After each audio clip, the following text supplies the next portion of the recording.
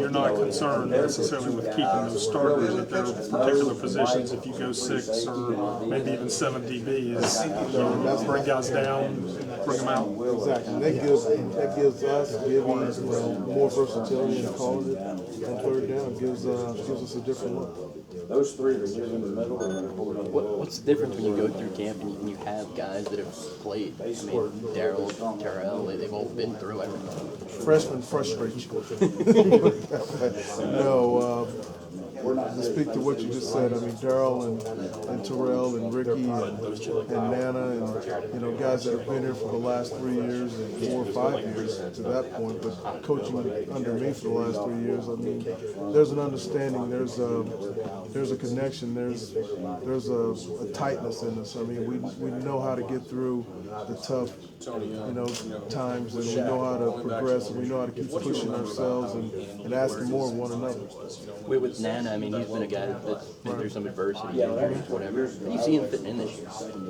Well, his challenge is going to be how can I manage school, and football, because he's in a very challenging, career, ambition. I mean, he's an engineering major, so he's having to balance, sleep time, workout time, football, school, and I think this year he's going to find that balance. And so far, he's having a pretty good camp.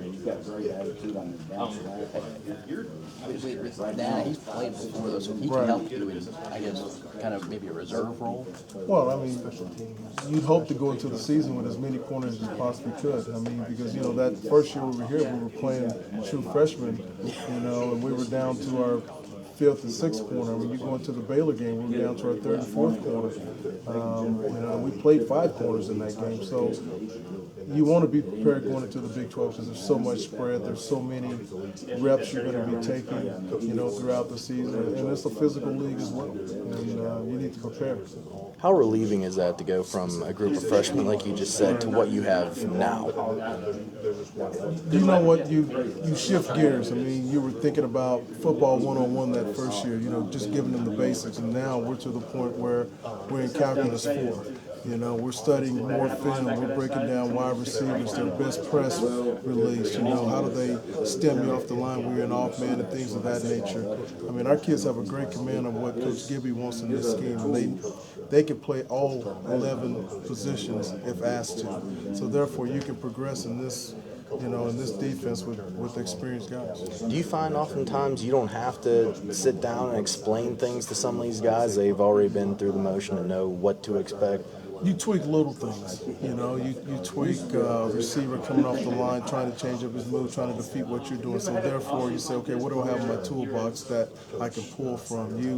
You explain how the moving parts, if this play happens, this is the progression, and they have a great understanding of that. Coach Ricky Rumpf, the maturation process you've seen this kid take over the last few years, what's it been like for you to see him get to this point and, to potentially compete for a starting spot?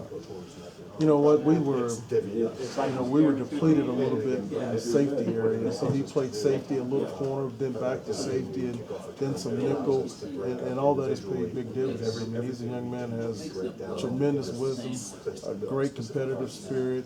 As he's matured in the weight room, I mean, he's become more explosive than I ever thought he would be. He's faster than I ever gave him credit. I thought he was a 4-6 type safety kid. Now, I mean, he can match up with any guy we need to match up with. Seems like Darryl Worley, a lot of people were almost looking at him as a leader last year as a sophomore, which is pretty crazy. At this point, as a junior, has he kind of lived up to your expectations at this point? I'll tell you what, I mean, I know we didn't have him this spring, but he worked tremendously hard to get his body back to where it needed to be.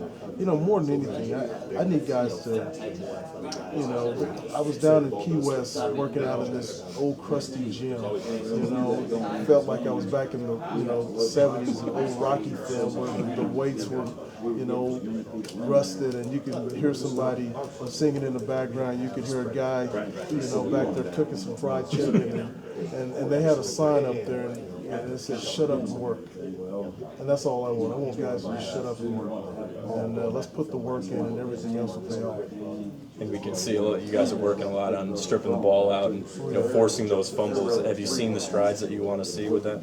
Well, it's a progression. I mean, we'll see when with the first game of the season how it's progressing. But our goal each and every day when we're in a team setting is 2 turnovers within 50 plays, and our kids are working hard to get there.